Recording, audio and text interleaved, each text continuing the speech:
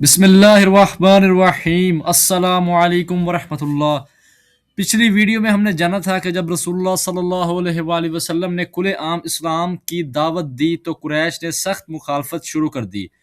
مسلمانوں پر ظلم و ستم کے پہاڑ توڑے گئے، لیکن وہ اپنے ایمان پر ثابت قدم رہے۔ آج ہم سیرت نبی صلی اللہ علیہ وآلہ وسلم کے ایک نہایت اہم واقعہ ہجرت حبشہ کے بارے میں جانیں گے۔ جب مکہ میں مسلمانوں پر ظلم حد سے بڑھ گیا تو رسول اللہ صلی اللہ علیہ وآلہ وسلم نے اپنے صحابہ کرام کو مشورہ دیا کہ وہ حبشہ کی طرف ہجرت کر جائیں۔ آپ صلی اللہ علیہ وآلہ وسلم نے فرمایا، حبشہ میں ایک ایسا بادشاہ ہے جس کے ہاں کسی پر ظلم نہیں ہوتا، تم وہاں چلے جاؤ یہاں تک کہ اللہ تعالی ہمارے لیے کوئی راستہ پیدا فرما دے۔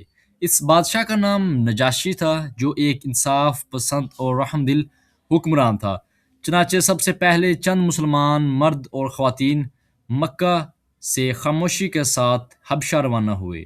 یہ اسلام کی تاریخ کی پہلی ہجرت تھی۔ جب قریش کو اس بات کا علم ہوا تو وہ سخت پریشان ہوئے۔ انہوں نے سوچا کہ اگر مسلمان وہاں محفوظ ہو گئے تو اسلام مزید پھیل سکتا ہے۔ اس لیے قریش نے اپنے دو نمائندے عمرو بن عاص اور عبداللہ بن ابی کو قیمتی تحائف دے کر نجاشی کے دربار میں بھیجا تاکہ وہ مسلمانوں کو واپس مکہ بھیج دے۔ نجاشی نے انصاف کا تقاضا کرتے ہوئے پہلے مسلمانوں کو دربار میں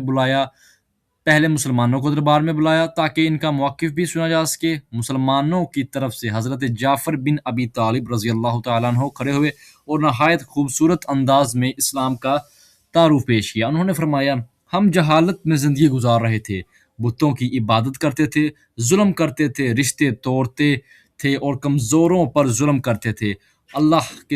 پھر اللہ تعالیٰ نے ہم میں ایک رسول بھیجا جنہیں ہم ان کی سچائی، امانت داری اور پاکیزہ کردار کی وجہ سے جانتے ہیں۔ حضرت جعفر رضی اللہ تعالیٰ عنہ نے پھر قرآن کریم کی سورہ مریم کی چند آیات تلاوت کی، جن میں حضرت مریم علیہ السلام اور حضرت عیسیٰ علیہ السلام کا ذکر ہے۔ یہ آیات سن کر نجاشی کی آنکھوں سے آنسو جاری ہو گئے۔ نجاشی نے کہا، یہ کلام اور حضرت عیسیٰ علیہ السلام پر جو پیغام آیا تھا دونوں ایک ہی نور کے سرچشمے سے ہیں۔ اس کے بعد نجاشی نے قریش کے نمائندوں کو ان کے تحائف واپس کر دیے اور صاف انکار کر دیا کہ وہ مسلمانوں کو ان کے حوالے نہیں کرے گا۔ اس فیصلے کے بعد مسلمانوں کو حبشہ میں امن اور سکون کے ساتھ رہنے کا موقع ملا۔